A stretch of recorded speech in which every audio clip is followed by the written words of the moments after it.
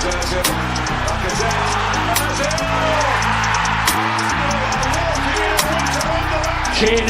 great run, great goal! What a magnificent goal! And there we are. We are back again. Wow, what a week! I feel like I could go on all summer. To be honest, I think we'll be here till August if we're talking about what's gone on. But I'm back with Sideline Talk the Arsenal. It's a big pleasure to have Ross with me, also known as Pain in the Arsenal. To be honest, everything's been a bit of a pain at the moment. But how are you doing, mate? You okay? Just trying to compartmentalise everything that's gone on the last sort of 72 hours, but I suppose as good as we can be. Yeah, definitely. Thank you. Definitely. But yeah, it's good to have you with me. We'll get cracking, I guess, because I think there's quite a lot we can sort of discuss, quite a lot that can be mentioned. We'll start with yourself and sort of your bringing into the game. So obviously we discussed off air on the protests and all that's going on. What actually is it that originally made you become an Arsenal fan? How did that all sort of start? For me, I mean, I grew up in Sweden. Wow, yeah. And at the time, it was Freddie Ljungberg on the television all the time. So obviously, when you live in Sweden, they're going to show all the Swedish players, and so Freddie Ljungberg was on the telly, and Arsenal's 2, 3, 4 years old, whatever it was, when I ever saw this red spray paint in his hair. And I used to go to school and wear the red spray paint as well, and it all just went from there. It all spiraled from there. They chose me, I think it's fair to say. Yeah, I mean, it's not a bad player to sort of give you the inspiration, is it? Freddie Ljungberg, definitely one of the best talents. No. Yeah, I mean, yeah. I didn't know that, to be fair. So you learn something new every day. But obviously, we've been discussing for a while on social media. But this is what these things are for, finding out. So we'll start on the main topic of this week, which is obviously the temporary Super League that was. So let's just get your thoughts on it briefly, because I know this could really spiral into some conversation, but it's over now, it's done. Let's get your thoughts on sort of where do we go from here. Obviously we all want the management out. There's a fan forum like we've mentioned later on. What are you sort of expecting? Is there anything that you think can happen where the owners do stay, or do you think it is literally the final curtain, shall we say? Well, I think quite humorously, it's quite ironic how what they've done is actually united us in the way they didn't want us, because they've broke away. They've not spoken. There's no consultation with anyone at all, fans, management, that you name it, club staff, and what they've done is they've united us. Everyone's been fairly. We haven't really liked the Kroenkes very much for quite a number of years, and in the last 2 years they've tried to build those bridges. I think they're trying to be more transparent. Josh Kroenke's been more involved. He's been staying in London, etc., etc., etc. They've burnt those bridges. They've burnt them to a cinder. That's well and truly done. I mean, there's been a lot of decisions KC have made over the years. How many of those could you say were good ones? Actually benefited the club at all? I don't think there's been many at all. You're really scraping the bottom of the barrel, and I think this is the tip of the iceberg. They've slowly sunk that iceberg below the surface, and now it's all blown up, and they've treated us with utter contempt. It's a disgrace. It really is. I mean, there's no way to treat the fan base. It's no way to treat anyone, even the sporting world. I mean, you look at John Henry. He apologised just to Liverpool fans. It's not that. It's the footballing world. Yeah, and I mean they've killed it now, and I think this protest is, we had the We Care to You movement as well. Yeah, that forced Kroenke to have a little chat and talk about being excited. We're all excited about seeing him go now. That's all this works. I'm excited to see them gone. They've brought nothing to the club. They have no care for the club. The decisions they've made have been detrimental. We've declined considerably in the 10 years since he's had full ownership. And I think the protest on Friday, it'll be interesting to see how many turn up. I do believe it'll be a good few. This really has tipped us over the edge here. Yeah. I mean, I know. Will they sell? That is a different matter. Who will buy them? Yeah. Who will buy them? Who's going to buy Arsenal? We're not cheap. This is the thing. I mean, I'm usually one to look at the football in the field, and as long as players are getting signed, I've always said, look, I don't want to go way too deep into this. As long as we've sort of got the players there, I'm not going to get myself above. But I think it's spiraled back on me a little bit, because I've been saying this the last 2 weeks on this podcast, and look what's just happened. They've shown how much control they had. Well, they thought they had. Like you said, the fans changed the game. Yeah. We saw it at Chelsea. I think that was just the icing on the cake, to be honest. I don't think that was the main reason. I think there was way too much ahead of that going on. Like you saw commentators really preaching. We've seen Ian Wright call for Kroenke to go himself. Big statements sort of made from the right people. But like you said, it's going to be interesting to see when they sell who does come in, because respectfully, grass doesn't always end up greener on the other side. And I think they need to be really careful with what they do to go on from this moving forward. I'm happy it's gone. I'm happy it's not happening for the Premier League clubs anyway. We don't know what's happening further with other things. It may still go ahead. It may just not include those clubs. But I think they need to be careful on whether or not they sort of set a boundary there and set some sort of they make these clubs recognise it can't happen again. Because I'm not talking deduct points. I think that is absolutely outrageous to do that. And the players you've seen majority of the players in this game have not wanted it, so it's not their fault. You can't deduct. And, look at Man City. If you deducted points from them at the moment, well, no one knows what's going to go on, West Ham could end up somehow up there, and you could be knocking teams out of top four. Yeah. You really don't know what's going to happen with that. But they do need to I think the owners need to take blame and definitely be punished, so that the ones that do come in once these because it's not just Arsenal at the moment. Man United have now got to look for someone new. Woodward started the he got the ball rolling, shall we say? And I think it is just the start of what's going to happen in most other clubs. John Henry, like yourself said, I can't see him lasting much longer. I think it is literally just the start of what means to go on. But hopefully they sort of find these owners and make them realise this can't happen. You can't try and control. It's not all about money. This is about the fans. And the statement we'll make tomorrow, and like we've seen at Tottenham, at Chelsea, and I'm sure we'll see at other stadiums, hopefully it's made right. And yeah, any fans that are listening, make sure you're there tomorrow. We need as many numbers as possible. But it's a sore subject, so I'll sort of try and move on to the actual football. The actual beautiful game itself. Yeah, well, sometimes beautiful, sometimes not so much. So I want to start on Ødegaard, because obviously at the moment he's injured, and there's a lot of thoughts on what's going to happen. Obviously, Real Madrid, luckily, they are one of the teams that have decided they're not going to sort of participate in this competition. Whereas beforehand, it was a case of, what's going to happen in the Ødegaard movement now? How important do you think it is that we keep this player at the beginning of the next season? So because when you look at it, he's injured at the moment, so we're not going to get much more out of him, unfortunately. But what would you say is the importance around it? Do you think, because we're not going to see much now to confirm what he's actually going to bring to the table, but we've seen it throughout this season, do you think it's sort of mandatory that he's our top priority, shall we say, towards next season? I think as Arsenal fans, myself included, I think everyone, we are all guilty of very much loving the new kid. We did it with Gabriel when he came in the summer. He came in, he started a few games. I thought he was excellent, and then we were all calling him. He's our best centre half, and I still think he is our best centre half. Yeah. With Ødegaard, it took a bit of time, but I think when we found the position for him, when we sort of shifted Smith Rowe out onto the left, and we let him sort of drift into that right half space, he was just brilliant, and I think he is showing what he can do. And I think this is a good place for him. I really do. I think he seems loved. He seems at home. He said it himself. I think he is really special because I think, and it's a lazy comparison. Everyone will make it. We're all guilty of it. He does have that Özil-esque nature to him. Someone who can just sort of drop off, just sort of link the midfield and the forwards, and he can help build triangles down the right hand side. I think Chambers has profited from having him in the team, just as I think Bellerin had as well. Whoever he's played with. I think he's an absolutely essential signing, in my opinion. Has he been overblown a touch potentially? I think it could well be that, but I think we saw him in that second half against West Ham. I thought he was outstanding.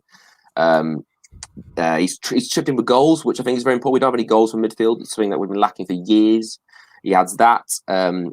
He's got a sort of calming nature, but a leadership nature to him. He can dictate the tempo. If we can get him, I think he's an absolute essential, because we've got one number 10, and it's Emil Smith Rowe. That's all we've got. He's showing he can play on the wings, maybe draft inside, or sort of with a fullback coming either beyond him.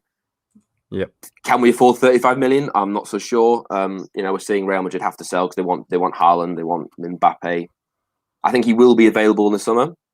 For me, I wouldn't be surprised if every other club in Europe is after him. I think he's been that good, and I think for me the way he's adapted to the Premier League has been the most impressive part of it for me, because he come in the January. It's very hard. He's come in, middle of a pandemic, can't go out. The regulations and the rules and everything to follow. New team, new culture, new style of play, and I think he's been superb. If we can get him, I think he has to be on the list. I think he has to be on the list, top of the list, if I'm being honest.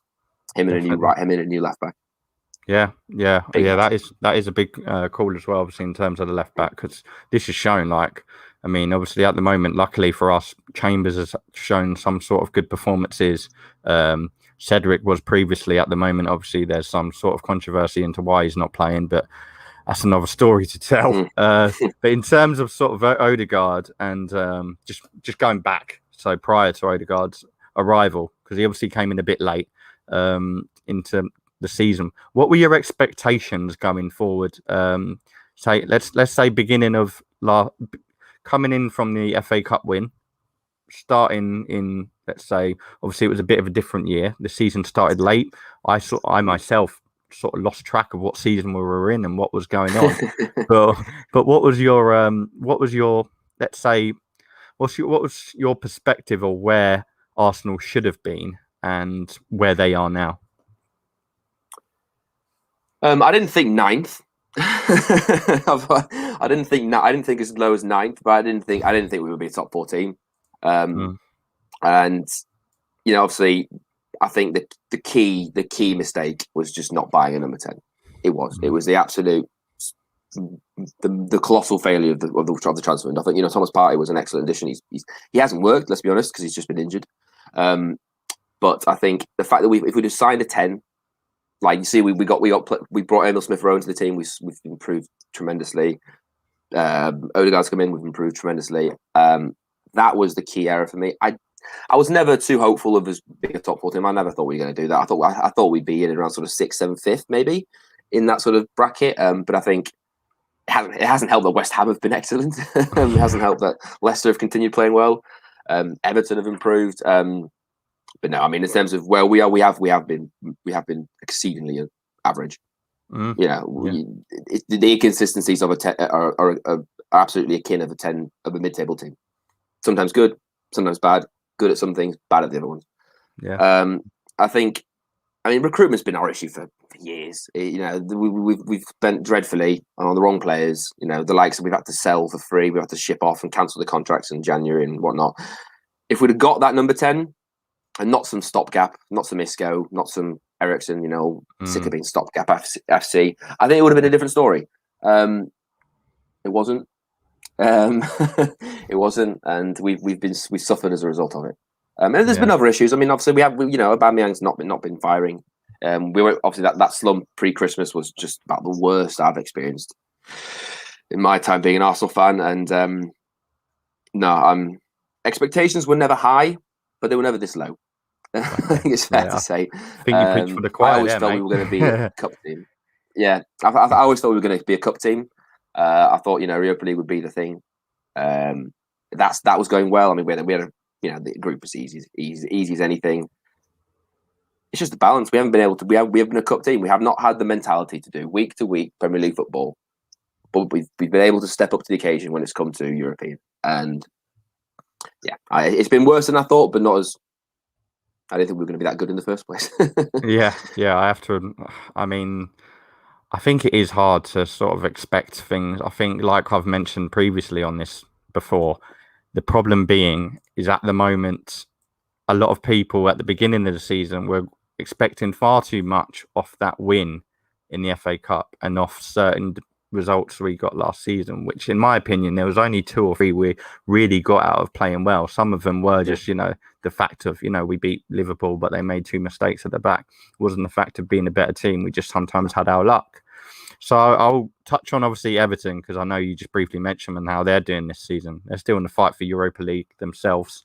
and we play tomorrow, which is quite hard to believe considering at the moment there's just so much other to talk about. What's your expectations for this game tomorrow? Because obviously we've got a big one next week, which we're going to touch on as well. We've got no striker. I know that sounds very harsh to Eddie and very harsh to Balogun, but you've got to really be realistic in these situations. We haven't got that sort of first team striker we'd hope for. Beginning of the season, there was a lot of debate on, Aubameyang being our natural hero. Like you said before, the malaria, he wasn't realistically being the player we all wanted. Lacazette's now out. Hamstring. Apparently he's hoping to be back soon, but it's 50-50 with hamstrings, really. You don't really know. No. What would you expect to happen tomorrow in terms of the playing field? Do you think there'll be rested players? Funny thing is, actually, the last time we had a squad without Aubameyang and Lacazette in was when we played Everton on the last day of the season in 2016-17, and we beat them 3-1. Squad-wise, I mean, I feel like, obviously, for the Fulham game, he made the changes because he said there was some players hadn't been properly recovered. Partey hadn't properly recovered, for example. I think it has to be continuity. I think it has to be. We got 5 full days until we play Villarreal. I think he's got to play the team that plays. It's got to be the team that plays in Spain. And I think, obviously, barring the obvious striker issue, again, the Lacazette thing is touch and go. They said it's only grade 1s, so maybe it's not going to be that bad, but it's a huge risk to put him back in for a European semi-final. I think he's going to go Nketiah up front. Personally, I think he will do. I mean, I think the Xhaka thing is here to stay, and it's worked. Yeah. I think for the most part it has worked. We build differently down that side now. I think stick with what it is. I think Chambers has to come back in. I think Bellerin did not have a great game against Fulham. I think you've got to play the team that plays in Spain for me. That means put Partey back in midfield. Ceballos is probably going to have to keep his place because of Xhaka being to let back. Saka on the right, Pepe on the left. I don't think Martinelli will play in Spain, so I don't really see the reason that Arteta will choose him on Friday. I don't necessarily agree with it. I think Martinelli should be starting for me, but I think he'll go with that. Will he keep Bellerin and then save Chambers, or will he play Bellerin in Europe? It's tough to call. I think he has to go for the strongest team. I think he has to play the team that plays in Spain. Purely for momentum, purely for continuity, and I think purely just to give it a unity, because let's be honest, there's a lot of stuff going on right now. Yeah. There's going to be a lot on the players' minds, even if they've been told specifically to focus on the game. It's kind of hard to ignore. But I think he's got to go. I think he has to go with the team that plays in Spain. I think, like you say as well, we need that win. Not just the players, the fans. I think we all need it at the moment. We're all a bit discouraged, and with the protest tomorrow evening, I think them players are going to have more than what they should on their minds. So that sort of 90-minute football. Everton, however, they're going to be a different kettle of fish. They've not had this Europa League to worry, this Super League to worry about. They've actually got a league to sort of focus on and finish and try to get a European spot. But Saka, I'm so 50-50 on it because we have other options in the area. But I also look at him and I feel like his legs are going to break in 10 days' time because they always just seem to go for him. And it's a tricky one because he's played a lot of football. He's young. And we are so versatile in that position. I'm not saying Willian or Martinelli are better players. Saka's been one of the best this season by far. But when we have so much flexibility in that position, I'm surprised to see him play as much as what he does. And like you mentioned, the Fulham game, we really need to come back strong after that. I think it would be quite good for confidence as well. If we get this win on Friday, we can go in with our head held high. But I don't know. Villarreal, which obviously you've mentioned, and the team needs to be continuous throughout it. We're going back to memory lane with Unai Emery. I don't really know how I feel about it. So I do watch a lot of Spanish football, and from what I've seen this season, he's really changed people's opinions just from my perspective, because he's not having a bad season there. He seems to get on well. Maybe it is just that he couldn't talk English, like people say. But there's the communication factor, exactly. Yeah. But what are your thoughts on this game? What do you think next Thursday will be like? Obviously, we'll probably talk off air beforehand, but it's a tough one, isn't it? I wish there were fans in that stadium. I wish we could go to that game. It'll be an interesting one. It'll be a very interesting one. I mean, who knows Arsenal better than Unai Emery at the moment, apart from the current management? He knows the ins and outs.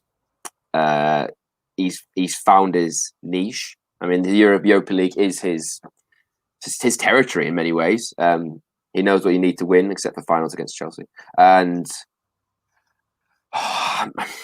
I think it's going to be a real sort of Arteta's a bit sort of caught between a rock and a hard place. Does he play the manager, or does he play the game? And I think that will come into his thinking, because I think there's going to be a case of what will Unai do? What can we do?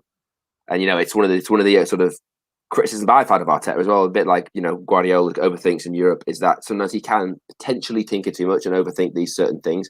Play to your strengths is what I think we should do. We have attacking players who can score goals. Play your attacking players. Play the right balance of runners and behind. Play the right balance of creators.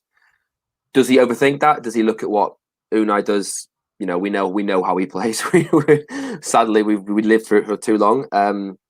I'm fascinated by it, and I'm so glad the Super League stuff, just for now, is done and dusted with, because we still don't know what's going to happen in terms of will we even be allowed in Europe next season, what the deductions, etc., etc.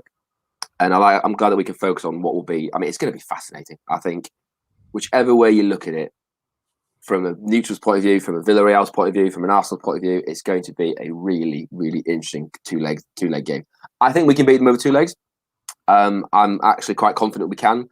Over a single leg, I think the tactical mind games may be played into it. But for me, I think we can beat them. I really think we can beat them if we get the players back. Ødegaard should hopefully be at least for the second leg. Same with hopefully one of Lacazette and Aubameyang. So I don't see why not.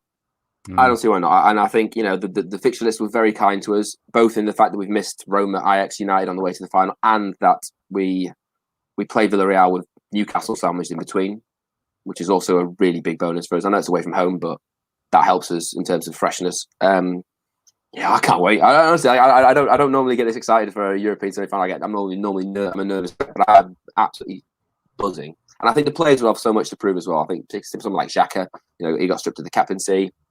Other players who really didn't fancy his methods. I think you can. I don't think the players can be any more fired up for a game than they can for this, personally. Definitely. It's going to be interesting because, as well, from a Unai Emery perspective, as well as the players, he's got something to prove the other end. So I am excited. Hopefully, I'll be excited going forward into a final. To me, it seems written that it's going to be an Arsenal United. 10 minutes before kickoff, it's a different story. Yeah, it just seems written that it's going to be like back in the day, Arsenal, Man United, going for that glory. And I mean, this is massive for Ollie and for Arteta, because if Arteta can win another trophy this season, he's had a bad run in the league, but he's got silverware 2 years running, so it's a tricky one. And Ole Gunnar Solskjaer, he's known as that semi-final man. So I don't know. We'll have to see what sort of comes out of it. I'll touch on like the sort of centre halves, because I know there's been some. I know you mentioned continuously, playing the consistent team and keeping form. And there needs to be some stability there. Obviously, Gabriel was played on Sunday against Fulham. I know you mentioned him briefly earlier. We could say he made a bit of a mistake. Penalty was a bit harsh.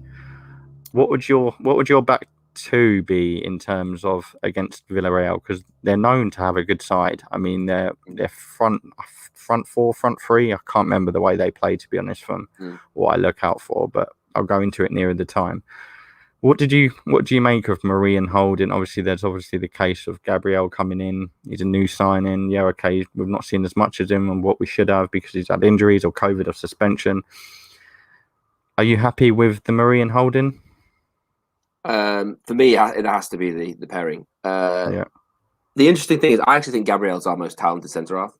I think in terms of the whole package and so what you want from a modern central defender, I think he is going to be that. He's still got a few things to fine tune, but I think he's going to be that. The problem is, I think you can't partner him with Holding. I think we've seen this throughout the season. There's something just not right there. There's a balance, I think, which doesn't quite work.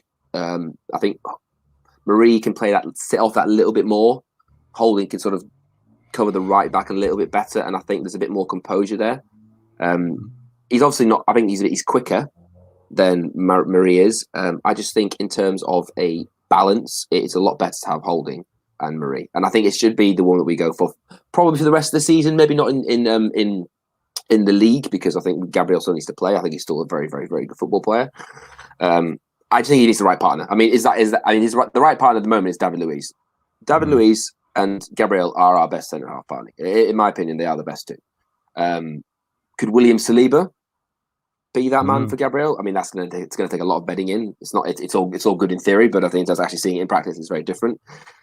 But I think going forward, it has to be Marie, and at least for the European games, it needs to be Marie and Holding, especially if we're playing this kind of sort of defensive diamond. We got Xhaka on the left, Holding on the right, Marie slightly deeper with sort of Partey as a wall pass. I think it's got to be them.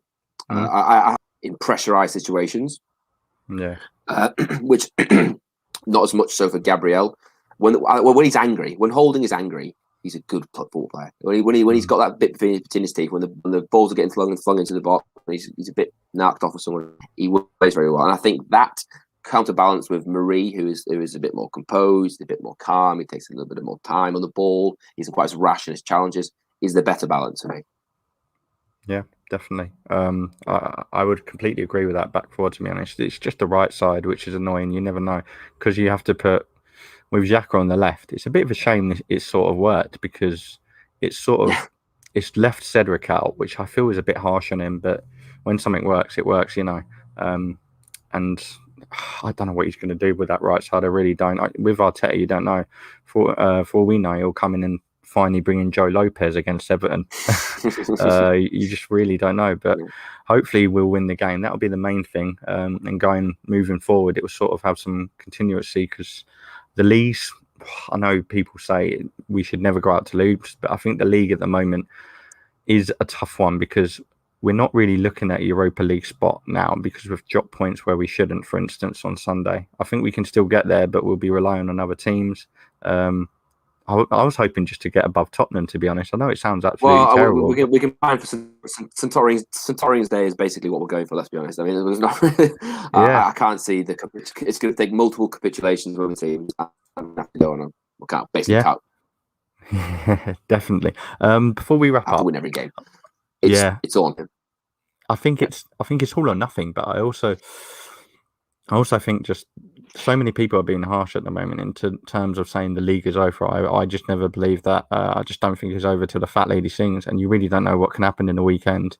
I mean, we saw Chelsea draw with Brighton the other day. Never saw that coming. Maybe it was due to the goings on outside of the field. We don't know. And obviously Tottenham just about scraped to win last night. So the way I see it, keep fighting until it's over, until that 38th game is played. Before we wrap up, there's some people watching that might not know about you, about what you do. Obviously, I do. So just tell people sort of where they can find you, what it is you're about. Yes, I'm the site expert for Pain the Arsenal. I run the socials, run the website, and we've got. I mean, I don't know if you've ever read, anyone who's watching has ever read our stuff, but we've got a nice, talented group of writers who contribute on everything and anything. So post-match, pre-match, opinion, news, rumours, a lot of it. Try and keep up to date as much as we can with everything ongoing. It's been a bit tough recently because we had all kinds of stuff going on, but drop us a like, drop us a follow on Pain the Arsenal. I am at Swedish Ross on Twitter. We try and give our own opinions. It's a fans forum in many ways. It's not. We have plenty of contributors who don't agree with each other, which is the case with, let's be honest, pretty much every single aspect of this football club. We never agree with each other. The only thing we agree with right now is that we want the Kroenkes out. And I think we all stand for that right now. I think you're probably really looking forward to this fans forum. I mean, you'll have a lot to dig your teeth into, that's for sure. Yeah, definitely. Everyone listening, make sure you go and check out Ross. Ross, it's been a pleasure, mate. Thank you very much for jumping on. Thank you very much for having me on. Thank you very much. I know we've meant to have done this for some time. It's just been, I think it's a bit of a relief to be able to talk about something that isn't the Super League. Obviously, we've touched on it briefly, but a lot of it has been about the team we love and adore, and hopefully we'll go and get 3 points tomorrow. So Sideline Talk podcast is back tonight. We'll be discussing sexism in the game. Oh my God, this shall be an interesting one. But we're going to be joined by two fans, and make sure you hit that button. Make sure you subscribe and go and check Ross's stuff out on Twitter. I've read it myself. Brilliant stuff. And we'll see you guys soon. Cheers, mate. Thank you very much. Cheers. Goodbye. Henry. What a goal!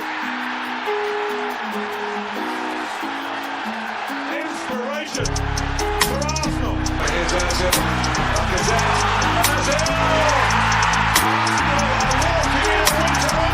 Tierney, great run, great goal. What a magnificent